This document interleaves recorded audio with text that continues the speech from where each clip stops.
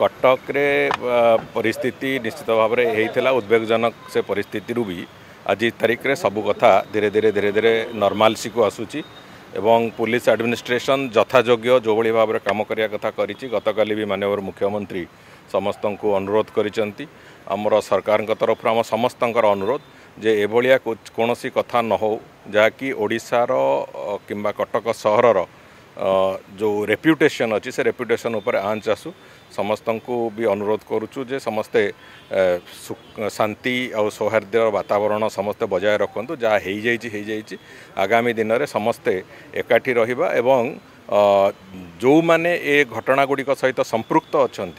समस्तंकर मत एवं समस्ते भी से बाबद सजाग अच्छा